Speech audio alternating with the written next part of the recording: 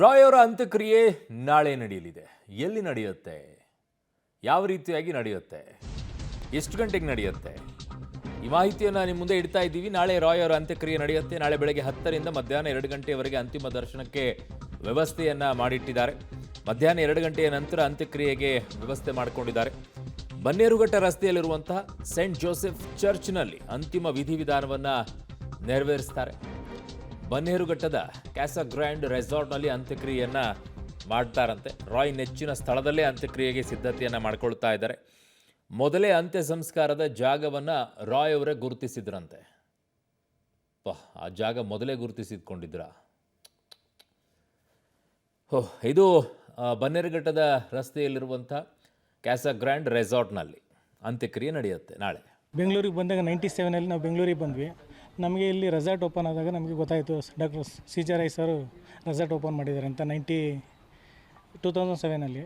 ನಮಗೆ ತುಂಬ ಫ್ರೆಂಡ್ಲಿ ಆಗಿದ್ದರು. ಆದರೆ ಸ್ಟಾಫ್ ಥರ ನೋಡ್ತಿರಲಿಲ್ಲ, ನಮಗೆ ತುಂಬ ಫ್ಯಾಮಿಲಿ ಮೆಂಬರ್ಸ್ ಥರ ನೋಡ್ತಾಯಿದ್ರು. ಪ್ಲಸ್ ಅವ್ರಿಗೆ ತುಂಬ ಇಂಟ್ರೆಸ್ಟ್ ಆಗಿ ಕ್ರಿಕೆಟ್ ಇತ್ತು. ಅವ್ರಿಗೆ ತುಂಬ ನೇಚರ್ಸ್ ಬಗ್ಗೆ ತುಂಬ ಇಷ್ಟಪಡ್ತಿದ್ರು. ಎಲ್ಲ ಸ್ಟಾಫ್ನು ತುಂಬ ಕರುಣೆಯಿಂದ ನೋಡಿ ತುಂಬ ಪ್ರೀತಿಯಿಂದ ನೋಡ್ತಾಯಿದ್ರು. ಅವ್ರಿಗೆ ಇಲ್ಲದ್ದು ನಮಗೆ ತುಂಬ ದುಃಖವಾಗಿದೆ. ಫೆಬ್ರವರಿ 12ನೇ ತಾರೀಕು ಅವರು ಬರ್ತ್ಡೇ ಸೆಲೆಬ್ರೇಟ್ ಮಾಡ್ತಿದ್ರು ಮತ್ತು ಕಾನ್ಫಿಡೆಂಟ್ ಡೇ ಅವತ್ತೇ ಅವ್ರು ಮಾಡ್ತಾಯಿದ್ರು. ತುಂಬ ವಿಜೃಂಭಣೆಯಿಂದ ಮಾಡ್ತಿದ್ರು. ಎಲ್ಲ ಸ್ಟಾಫ್ನು ತುಂಬ ಹ್ಯಾಪಿಯಾಗಿ ಮಾಡ್ತಾಯಿದ್ರು. ಇವಾಗ ಅವರಿಲ್ಲದ್ದು ನಮಗೆ ತುಂಬ ದುಃಖ ಆಗಿದೆ. ಖಂಡಿತ ಸಾರ್ಗೂ ನನಗೂ ತುಂಬ ವರ್ಷಗಳು, ಅಂದರೆ ನಾನು 98ರಿಂದ ಸಾರ್ ಜೊತೆ ಇದ್ದೀನಿ. 98ರಿಂದ ಅಲ್ಲಿ ಅವರು ಹುಟ್ಟುಹಬ್ಬ ಆಗ್ಬೋದು, ಅವ್ರದ್ದೇನೇ ಕೆಲಸ ಆಗಲಿ ನಾನೇ ಮಾಡ್ಕೊಂಬಂದಿದ್ದೀನಿ. ನಂದು ಸೌಂಡ್ ಲೈಟಿಂಗ್ ಕೆಲಸ. ಅವ್ರದ್ದೇನೋ ಒಂದು ಚಿಕ್ಕ ಶಾಮಿಯಾನ ಹಾಕಬೇಕಾದ್ರೂ ಚೇರ್ ಹಾಕಬೇಕಾದ್ರೂ ನನಗೆ ಹೇಳ್ತಾಯಿದ್ರು. ಆಮೇಲೆ ಸಾರ್ ಈಗ ನಮಗೆ ಇಷ್ಟು ಬೃಹದಾಕಾರ ಇಷ್ಟು ದೊಡ್ಡದಾಗಿ ಎಮ್ಮರವಾಗಿ ಬೆಳೆದ್ರೂ ಅವರೇ ಇದರಲ್ಲೇ ನಾವು ಇರ್ತಾಯಿದ್ವಿ. ಯಾಕಂದರೆ ಅವರು ಇಷ್ಟು ದೊಡ್ಡದಾಗಿ ಬೆಳೆದ್ರೂ ನಮ್ಮಂಥವ್ರನ್ನ ಕೈ ಬಿಡ್ತಾ ಇರಲಿಲ್ಲ. ನಮಗೆ ಕರೆದು ಕೆಲಸ ಹೇಳೋರು. ದುಬೈಯಲ್ಲಿದ್ದರು, ಅವ್ರು ಅಲ್ಲಿಂದನೇ ಫೋನ್ ಮಾಡಿ ಕನ್ನಡದಲ್ಲೇ ಮಾತಾಡ್ತಾಯಿದ್ರು. ಕನ್ನಡದಲ್ಲಿ ಮಾತಾಡಿ ನಮಗೆ ಮನ್ರಾಜ್ ಈ ಥರ ಕೆಲಸ ಇದೆ ಮಾಡಪ್ಪ ಅಂತ ಹೇಳ್ತಾಯಿದ್ರು. ಪ್ರತಿ ವರ್ಷ ಬರ್ತ್ಡೇ CJ ರಾಯ್ ಅವರ ಏನು ಅಂತಿಮ ದರ್ಶನಕ್ಕೆ ಅಥವಾ ಅಂತಿಮ ಸಂಸ್ಕಾರಕ್ಕೂ ಸಹ ಸಕಲ ಸಿದ್ಧತೆಯನ್ನ ಮಾಡ್ಕೊಳ್ತಾ ಇರುವಂತದ್ದು. ಅದು ಆನೇಕಲ್ ತಾಲೂಕಿನ ಬನ್ನರ್ಘಟ್ಟ ಬಳಿ ಇರುವಂತ ಕಾನ್ಫಿಡೆಂಟ್ ಅವರ ಏನು ಒಂದು ಪ್ರಾಪರ್ಟಿ ಇದೆ, ಆ ಪ್ರಾಪರ್ಟಿಲೇ ಒಂದು ಕಡೆಗೆ ಈಗ ವ್ಯವಸ್ಥೆಯನ್ನ ಮಾಡ್ತಿದ್ದಾರೆ.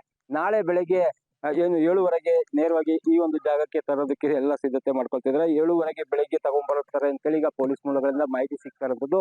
ಅಂದ್ರೆ 7:30ಗೆ ಮೊದಲಿಗೆ ತಂದು ಇಲ್ಲಿ ಸಾರ್ವಜನಿಕರ ಅಂತಿಮ ದರ್ಶನಕ್ಕೆ ವ್ಯವಸ್ಥೆಯನ್ನ ಮಾಡ್ತಾರೆ. ನಂತರ ಇಲ್ಲಿಂದ 2:30 ತನಕ ಇಲ್ಲಿ ದರ್ಶನಕ್ಕೆ ವ್ಯವಸ್ಥೆ ಇರ್ತದೆ. ಆ ನಂತರ ಕಲಿಕೆರೆ ಬಳಿ ಇರುವಂತಹ ಚರ್ಚ್ಗೆ ತೆಗೆದುಕೊಂಡು ಹೋಗಿ ಆ ಚರ್ಚ್ನಲ್ಲಿ ತಮ್ಮ ಏನು ಕ್ರಿಶ್ಚಿಯನ್ ಸಂಪ್ರದಾಯದಂತೆ ಒಂದು ಸಂಪ್ರದಾಯವನ್ನ ಮಾಡ್ತಾರೆ. ಅಲ್ಲಿಂದ ನಂತರ 3:30ಗೆ ವಾಪಸ್ ಈ ಜಾಗಕ್ಕೆ ತಗೊಂಡ್ಬರುವಂಥದ್ದು. ಇನ್ನು DSP ಮತ್ತು ಅವರೆಲ್ಲ ಪೊಲೀಸರು ಸಹ ಈಗಾಗಲೇ ಸ್ಥಳವನ್ನ ಪರಿಶೀಲನೆ ಮಾಡ್ತಿದ್ದಾರೆ. ಜೊತೆಗೆ ನಾಳೆ ಯಾವ ರೀತಿ ಸಿದ್ಧತೆ ಮಾಡ್ಕೋಬೇಕು ಅನ್ನೋದ್ರ ಬಗ್ಗೆ ಸಹ ಸಿದ್ಧತೆಗಳನ್ನ ಈಗ ಒಂದಷ್ಟು ಮಾಹಿತಿಯನ್ನ ಪಡ್ಕೊಂಡು ಕಾನ್ಫಿಡೆಂಟ್ ಗ್ರೂಪ್ ಅವ್ರ ಜೊತೆಯಲ್ಲಿ ಈಗ ಚರ್ಚೆಯನ್ನ ಮಾಡ್ತಿರುವಂಥದ್ದು. ಇನ್ನು ಅಂತಿಮ ದರ್ಶನ ಏನು ಅಂತಿಮ ಸಂಸ್ಕಾರಕ್ಕಾಗಿ ಇಲ್ಲಿ ಒಂದು ಜಾಗವನ್ನ ಗುರುತು ಮಾಡಲಾಗಿದೆ. ಹಾಗಾಗಿ ಈಗ ಅಲ್ಲಿ ಜಾಗವನ್ನ ಸ್ವಚ್ಛತೆ ಮಾಡುವಂತ ಕೆಲಸವನ್ನ ಇಲ್ಲಿನ ಸಿಬ್ಬಂದಿ ಮಾಡ್ತಾ ಇರುವಂತದ್ದು. ಅಂದ್ರೆ ಸಂಪೂರ್ಣವಾಗಿ ನಾಳೆ ಜನ ಜಾಸ್ತಿ ಏನಾದ್ರು ಇಲ್ಲಿ ಬಂದಾಗ ಯಾವುದೇ ತೊಂದರೆ ಆಗ್ಬಾರ್ದು